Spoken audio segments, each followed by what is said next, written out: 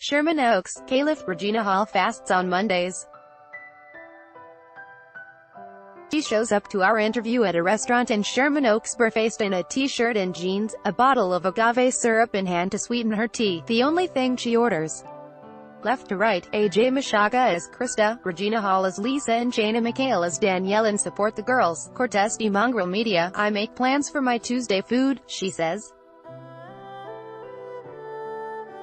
Me and two other friends, we all fast on Mondays.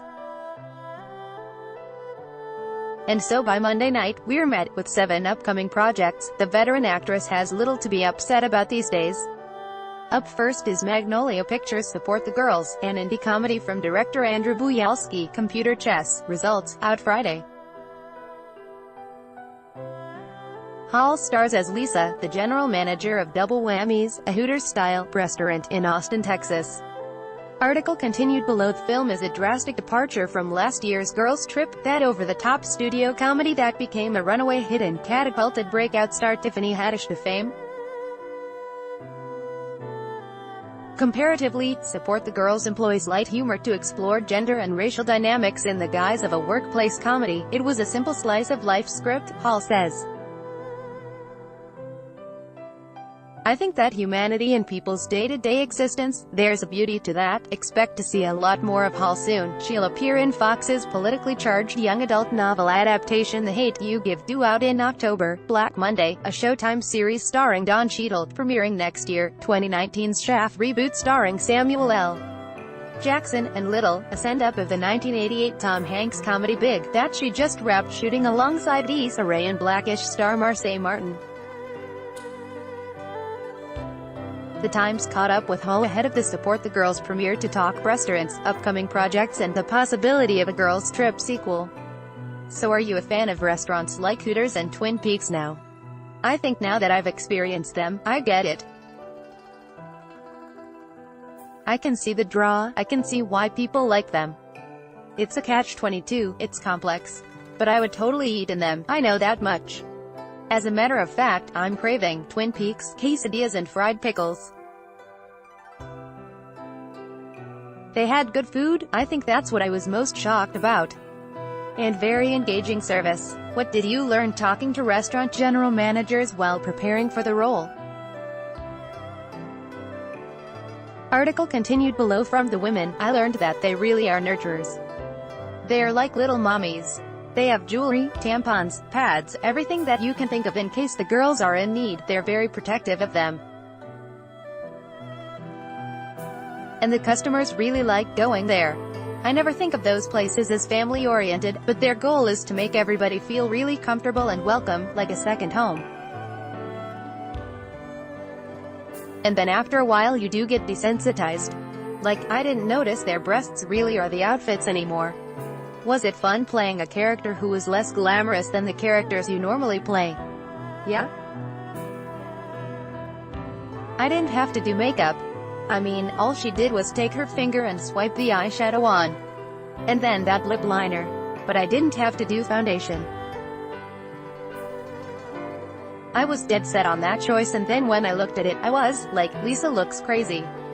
But I wanted her to look like those people you see and they look kind of. They feel dated, they're kind of stuck. It felt right. For me, if it goes with the character, then I love it. What was it like going from an over-the-top studio comedy like Girls Trip to an understated indie like Support the Girls? They're completely opposite, right? Except for the word, girls. Obviously, craft services was probably a little better on Girls Trip, laughs, but they were both great. I got to work with great women. The girls in Support the Girls are young, and they had such a freshness in their energy. But I had a blast with my peers in Girls Trip. So they're different. Both had a story of everything isn't what it seems. How does working with your contemporaries compare to working with newbies? They're all great for different reasons. I was a big fan of Queen Latifah and Jada Pinkett Smith.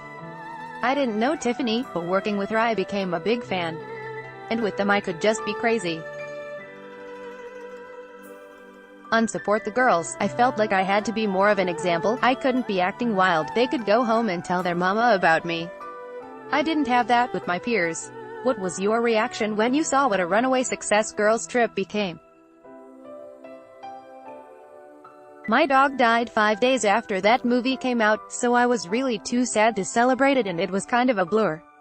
But nowadays when people come up or are like, I love the movie, I love it. I love that women were proud of it, but I really love that black women felt positively and accurately represented. Do you keep in touch with the rest of the cast? I do. It's challenging because they're always working. Jade has been traveling, but she and I have a playdate set. I just saw La when I was in Atlanta. Tiffany's in New York. We almost saw each other, but she got there late and I had to catch a plane.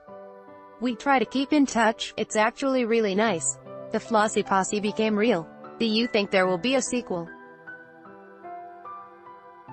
Yeah, I think there could be a sequel. We're trying to see if all the elements can come together like a script and scheduling. But, yeah, we're all definitely in talks to make it happen.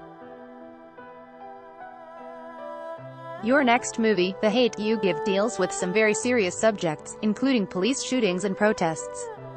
How do you think it'll be received when it comes out? I hope people will see it. It's a powerful movie. Amandla Stenberg was so great in it. Everyone is, but it's her story. There are already people who are, like, we're not going to let this book be read, but I hope before people make a decision about the story, they actually watch the movie. You move pretty effortlessly between drama and comedy. What was it like being in the show within a show on Insecure? Issa Rae and I have wanted to work together for a long time. My agent called me and was like, we have an offer for Insecure, and I was like, what do they want me to play? Issa's friend? And they're like, it's the role of Ninny, a slave. Laughs, and I was like, what? And they sent it to me and I read it and it was hysterical. And now you have your first regular TV series role in several years coming up soon in Showtime's Black Monday. What brought you back? Don Cheadle. Laughs, I love Don Cheadle. A big fan of his. Had you been looking to do a cable or streaming series for a while? Yeah, I was open to it because of the schedule. I love movies, but there's a time frame that becomes challenging for me, so this kind of fit everything that I wanted. And I loved that it was a world that we don't really see black women in. It's Wall Street. And I loved that it was period, the 80s. I was also glad that she wasn't just the wife.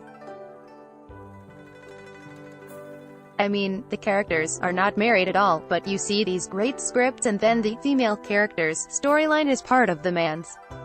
But she has her own storyline. She was a traitor, the only female traitor at the firm. And I loved also that they made her much more like one of the guys. She's really smart. So as opposed to being, come on, guys, you shouldn't do that, that mothering kind, she's slightly just as bad as they are.